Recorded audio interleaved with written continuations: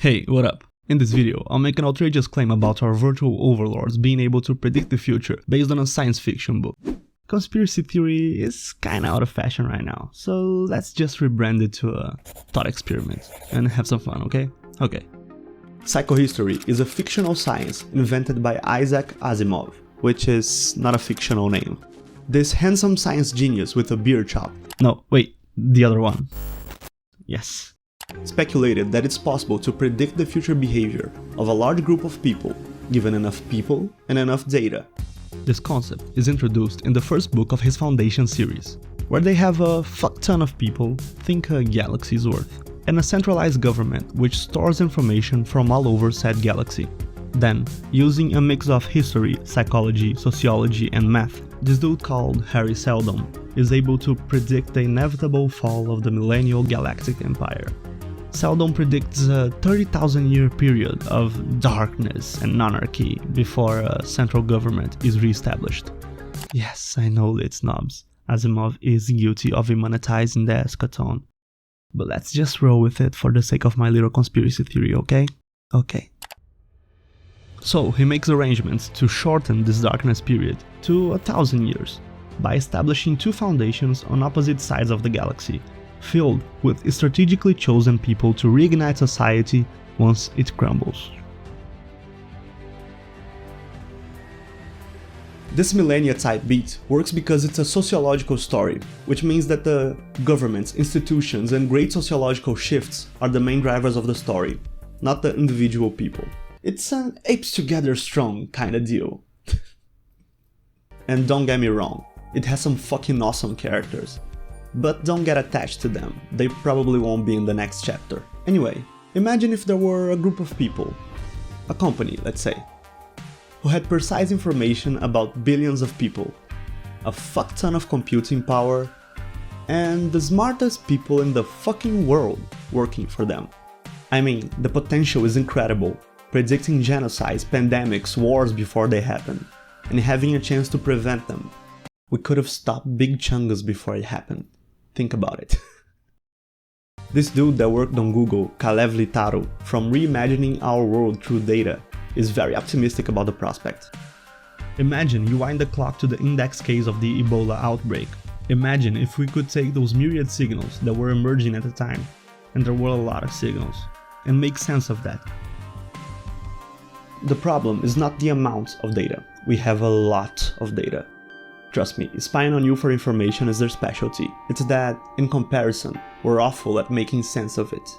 If we want to try to make psychohistory real, if we want to try to bring Asimov's vision to life, you know, really, if we could take all this data we already have about society and make sense of that, could we actually do something like that? Well, there are two main problems. One, information is hella decentralized. There are as many sources of information as there's information to be had nowadays. And two, as I said before, making sense of it is fucking hard. To that first problem, in 2013, Litaru founded GDoubt, which is a project trying to make a centralized database, compiling data from 1979 to the present, from all over the place. Print, broadcast, web, and so on. It's available to anyone on Google Cloud, so if you have any use for a big-ass database like that, you know where to find it. With shit like that, we might be closer to psychohistory than most of us realize. Big databases, big tools finding patterns, and big brains making sense of them. And that's interesting, to say the least. Yeah, there's all this awesome stuff that could be done with it. But as it is with all tech, it's not essentially good. Nor is it bad. But we'd be naive not to consider the downsides of it. Like, if protests could be predicted and prevented, wouldn't authoritarianism be a hell of a lot easier to maintain? Market manipulation would have a fun run before collapsing the economy. And yes, there's the whole thing with Minority Report. Okay, there, I said it. Shame on you for wanting me to talk about a Tom Cruise movie. But there are some that might go under the radar. Privacy is already a touchy subject right now. What you type, what you buy. Hell, people even speculate that our phones are listening to what we say, which is kinda true, but it's a stretch. Predicting and preventing the next global pandemic would be a great excuse to undermine any kind of right to privacy, wouldn't it? I wouldn't be daring enough to make a value judgment on it. But it's a fucking interesting subject, and I think it's worth talking about at least. What I will say is, how fucking crazy is that schlat? Is that Asimov was talking about this shit in 1942. And not only that, this motherfucker predicted and inspired so much of the tech we use nowadays. He predicted video calls, virtual reality, solar power stations, the Mars missions, the whole IT field. You know the Asimov laws of robotics? Yeah, that's him.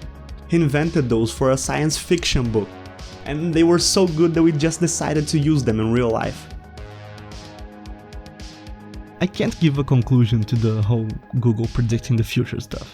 It's probably not. This is just a thought experiment. But I can tell you that you probably should read some of Asimov's stuff. The stories are awesome.